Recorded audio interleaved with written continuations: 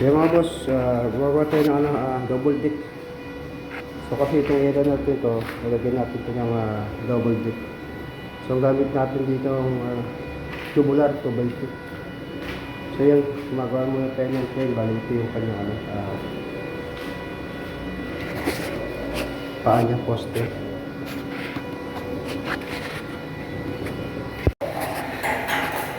So yan, tapos na natin yung ating double deck, mga idol, boss.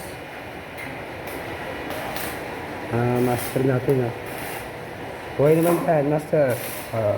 Birador to. Birador. Yan na natin double deck. Yung kaling tutong to. So 2 days natapos natin.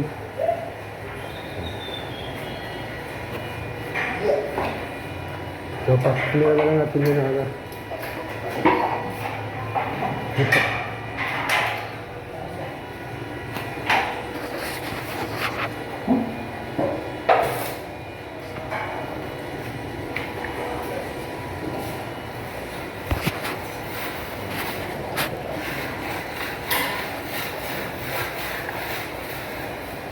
So sukat yan mga bossing.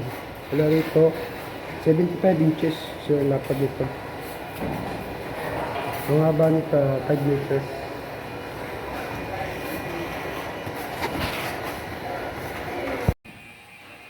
So mga boss idol, tapos na natin double deck. So balik natin dito tubular 2x2 to. So lagyan din tayo ng starter ng flat bar sa gilid para paglagay natin yung picture hindi siya lalagpas. So balik yung hagdan niya, lagyan natin siya ng hawakan. So nalagyan natin siya ng plywood.